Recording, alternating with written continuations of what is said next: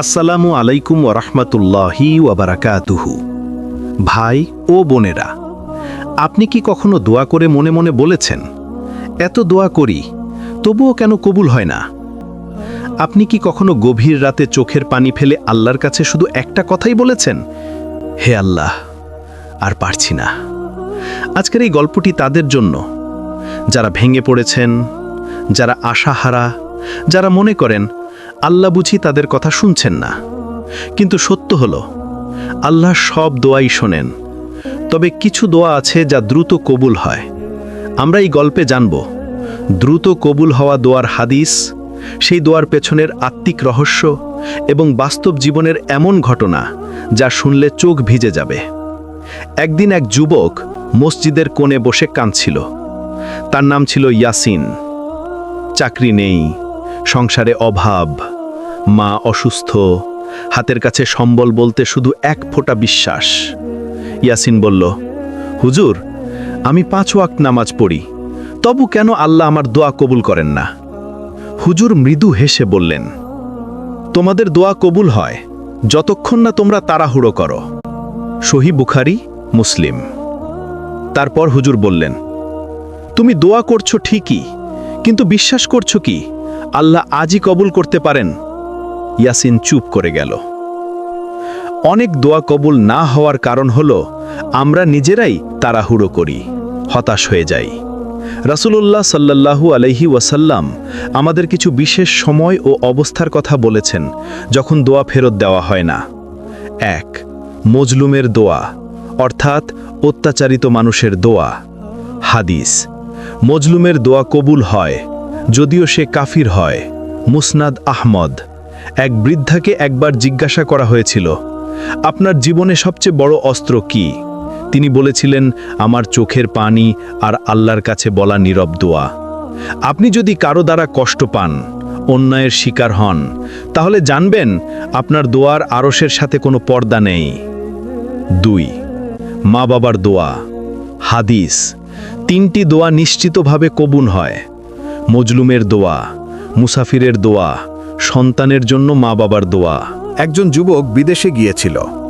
সব দরজা বন্ধ, ভিসা বাতিল, চাকরি নেই।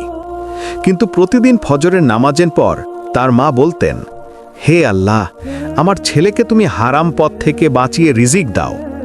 6 মাস পর সে যুবক এমন একটা চাকরি পেল যা সে কল্পনাও করেনি। সন্তান জানুক বা না জানুক, মায়ের দোয়া কখনো মিস হয় না। হাদিস: প্রতিটি রাতের শেষ তৃতীয়াংশে আল্লাহ দুনিয়ার আকাশে নেমে বলেন, কোনো আছো কি যে আমার কাছে চাইবে, আমি তাকে দেব? সহিহ মুসলিম। এক বিধবা মহিলা, 3 সন্তানের মা। রাতে সবার ঘুমানোর পর সে 2 রাকাত নামাজ পড়ত আর শুধু বলতো, হে আল্লাহ, তুমিই তো আমার শেষ ভরসা। কয়েক মাসের মধ্যেই আল্লাহ তার জন্য এমন ব্যবস্থা করলেন যে মানুষগুলো আগে সাহায্য করত না, তারাই এগিয়ে এলো। রাতের নীরব দোয়া আকাশ চিরে পৌঁছায়।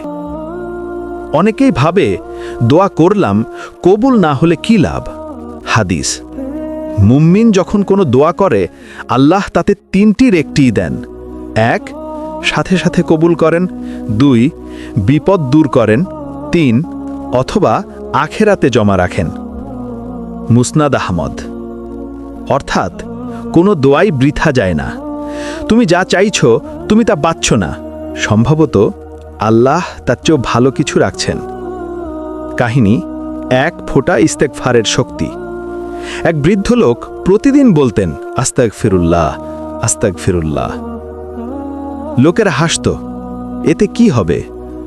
কিন্তু একদিন প্রচণ্ড খরার সময় সে বৃদ্ধ 2 হাত তুলে বললেন, হে আল্লাহ, আমি জানি আমি পাপী। আমার পাপের জন্য যদি বৃষ্টি না দাও, তাহলে শিশুগুলোর জন্য দাও। সেদিনই আকাশ মেঘে ঢেকে যায়। উলেমারা বলেন, ইস্তেগফার এমন এক দোয়া যা রিজিক, বৃষ্টি, সন্তানের দরজা খুলে দেয়। 1. হালাল রিজিক। 2. ধৈর্য। 3. গুনাহ থেকে তওবা। 4. বিশ্বাস। 5. হার না মানা। রাসূল সাল্লাল্লাহু আলাইহি ওয়াসাল্লাম বলেছেন, তোমরা আল্লাহর কাছে চাইবে দৃঢ় বিশ্বাস নিয়ে। তিরমিজি। ভাই ও বোনেরা, আপনি যখন দোয়া করে ক্লান্ত, ঠিক তখনই আল্লাহ কাজ শুরু করেন। হয়তো আজ নয়, হয়তো কাল নয়, কিন্তু ঠিক সময়ে। আল্লাহ দেরি করেন, কিন্তু অবহেলা করেন না।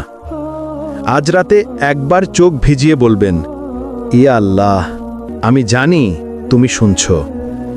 ইনশাআল্লাহ এই দোয়ার প্রতিদান আপনি অবশ্যই পাবেন।